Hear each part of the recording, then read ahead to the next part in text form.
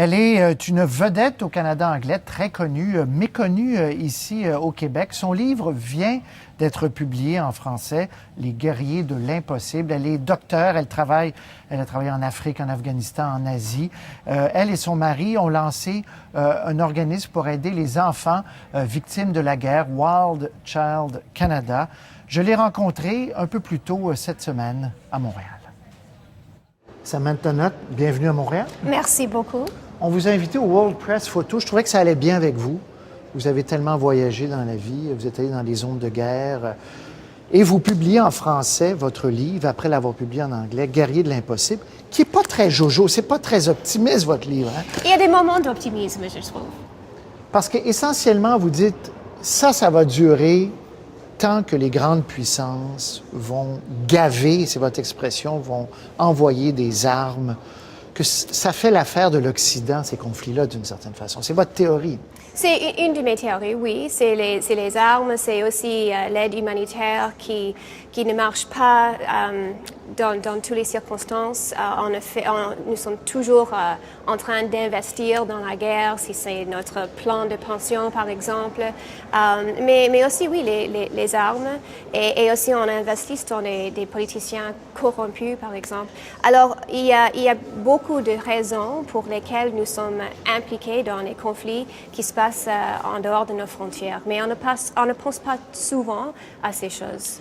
Est-ce qu'il y a des moyens? Est-ce que l'œuvre humanitaire existe encore, peut aider ces gens-là? Absolument. Il y a toujours des choses qu'on peut faire, mais il faut le faire de manière correcte. Alors, dans des circonstances comme lesquelles, oui, ils ont besoin de soutien urgent, par exemple, pour soutenir la santé, avoir des abris et de la nourriture et tout ça. Mais en plus, il faut avoir des programmes qui aident à long terme aussi. Et c'est ça qui manque tout le temps. Des programmes d'éducation, de formation pour les jeunes. Et c'est là où on devrait agir beaucoup plus. Toute la problématique des enfants soldats, vous la connaissez bien en Afrique. Ça aussi, on sent que c'est un monde totalement horrible et qu'il n'y a rien à faire. Il y a des choses à faire, vous dites. Oui, il y a toujours, pour nous, World Child, on travaille avec des partenariats locaux, des communautés locales ils ont beaucoup de courage, ils font des bonnes choses pour aider leur communauté, pour mettre en œuvre des programmes humanitaires. Est-ce que ça marche? Oui, ça peut marcher. Mais comme votre fondation, très concrètement, oui, ça fait des changements dans la vie d'enfants? Oui, par exemple, ça fait une dizaine d'années qu'on travaille en Afghanistan. On travaille avec les femmes, on a des programmes d'alphabétisme, et puis de formation et de microcrédit où ils ont des soutiens.